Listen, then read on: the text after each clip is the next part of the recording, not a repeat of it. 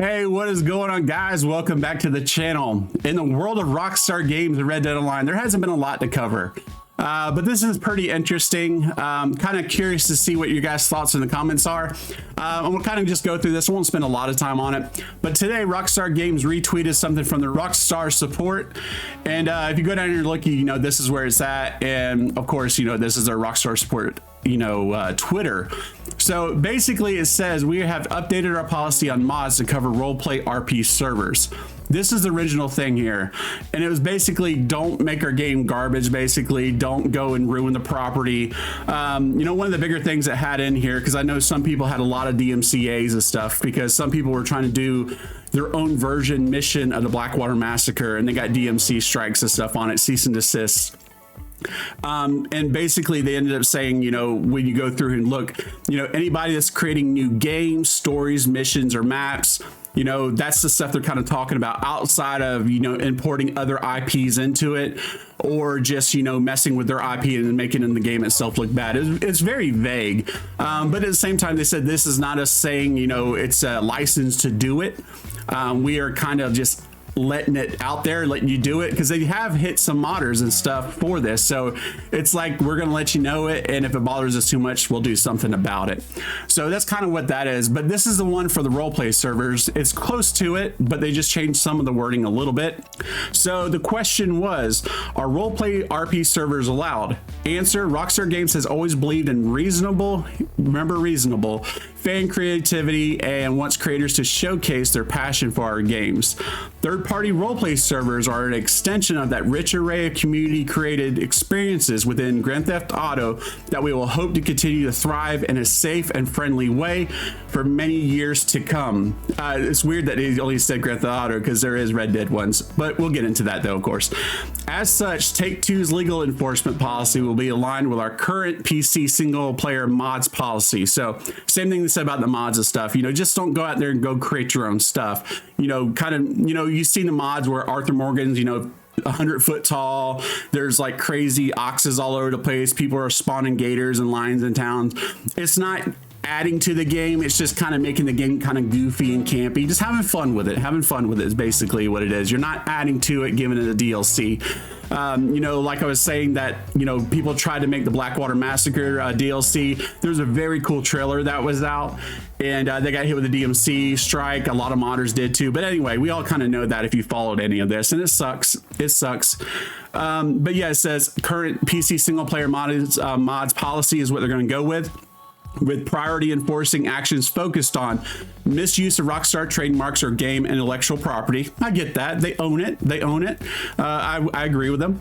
Importation or misuse of other IPs in the project. So say in GTA Online, you're bringing in Pepsi banners. They don't want you doing that. Or just, different things in Red Dead, Winchester rifles, actually calling them Winchester rifles or something.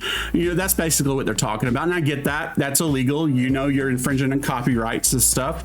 And then, including other Rockstar IPs, real world brands, characters, trademarks, or music. So don't be bringing in other music and stuff. Just all those kind of things. Anything that is not already in the game currently that you're modding or doing a server with, don't add nothing to it. Rearrange what's there is basically what they're saying. And then going on, they include parts where they say, commercial exportation, including the sale of loot boxes. There is a GTA Online server out there doing loot boxes for real world currency or in-game equivalent, to where, you say gold bars or the shark card money and stuff. People are actually doing that. I completely get it. That's illegal. Come after them. I get it. That's shady stuff. But then also to go and talk about, or the sale of virtual currencies, generating revenue via corporate sponsorships. Corporate sponsorships are basically, say, like you have a nonprofit, and a business comes in and they pour a bunch of money into it, and then that nonprofit promotes them as that they're hosting, this event, so that could be with another company that maybe makes mod menus and they're promoting that mod menu company, or just anything in general. Maybe you could even go for a streamer, because streamers are our own businesses in general, because you have to file taxes for money and stuff. So maybe that could follow in the same lines. I'm not 100% sure, but that's what corporate sponsorships are, or just in-game integrations, the use of cryptocurrencies or crypto assets. But then this is where they hit this on here too: making new games, stories, missions, or maps. I know there's some servers I think that are doing that. I don't know to what extent, how much they're doing it, if it's just kind of things here or there. I think almost all roleplay servers do that to some extent. I know No Pixel, which they're huge, so I don't know if they would come after them anyway. I think they would go after more the mid-sized servers or the small servers. The reason I say that, if you go in here and look at this real quick, this is a video I did. I'll have links for all this in the bottom. This is a video I did where they're going after companies. Like right here, this was Goddess Rockstar Arts. They just had the word Rockstar in it. They went and gave this woman, she's a single mom, just making paintings. They gave her a cease to desist. They took her to court, and she actually had to go and change her name. This is an old video. This is from probably about a year ago.